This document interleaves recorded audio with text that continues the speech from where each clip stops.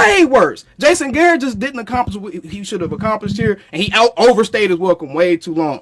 My biggest thing with this whole discussion, and I guess my biggest issue with dialogue around the Cowboys now is we cannot stay in the present, bro. I get it. You want to take the lessons from the past so you don't keep falling for the pit trap. I absolutely understand that. But can we be objective and look at the things that's happening in front of us for what they are and not try to temper what's happening in front of us, even especially when it's dealing with people that ain't got nothing to do with the organization over the last 30 years, like Brian Schottenheimer. We can't temper our how we're looking at these people based off of mistakes Jerry made 15 years ago, bro. That's not fair. And that's not, I mean, I just feel like we're not adding any value to the conversation, constantly regurgitating the same talking points of, oh, Jimmy Johnson, oh, Jerry did this. Bro, what is happening right now? What's happening right now? And Jerry likes to bring up Jimmy, though, so he's kind of... I'm tired of Jerry ass doing it too, John.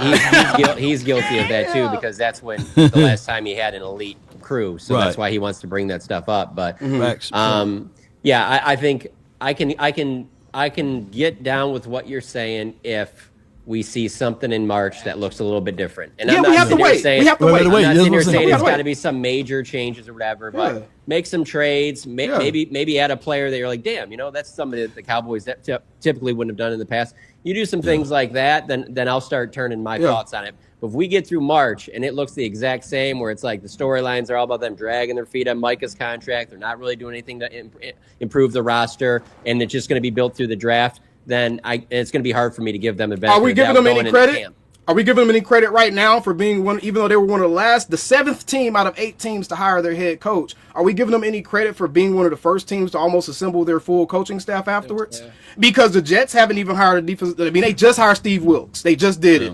The Jets haven't done their coaching staff. Ben Johnson was one of the first people hired. He hasn't finished his coaching staff. None of these other teams have finished their coaching staff. At least the Cowboys, they're damn near done. But with the most important parts. So they're moving. So they are moving a little bit quick. They're moving quicker. But continuity, you got. But none of these.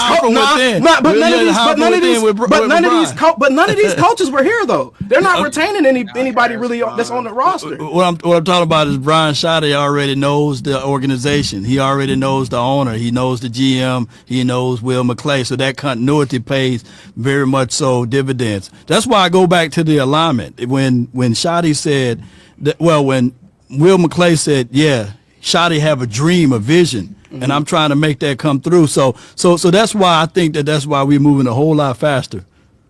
And guess what? Yeah. Shotty may say, I want to go get some guys in free agency. This team right now has some holes. I think that I'm just leaning. People are going to say, Fush, you too positive. I get that all the time. Don't read the tea, whatever. But at the end of the day, like, if we want Jerry to pay Dak, then we want him to do this, we want him to pay Dak. So why wouldn't we want to bring in a coach that I tell you right now, you have a better chance of this thing going completely south with a brand new coach. I feel. I agree. I 100% agree. Who doesn't know the organization, who can't handle the pressure of, like, bruh, Shotty is probably numb to Cowboys media and seeing the Cowboys on TV every day.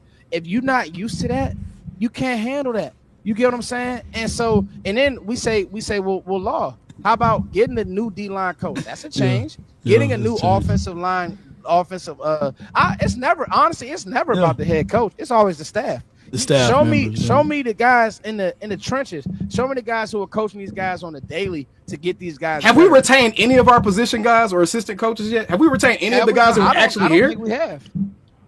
Not yet, at least. Who was that? Sanjay Lyle's gone. I won't London, but Prince, besides Robert Prince. Yeah. Sanjay Lyle was gonna. No, he gone. He signed with. Was it Miami? A long time ago. Prince is gone. No, Prince went to Miami. He went to Miami.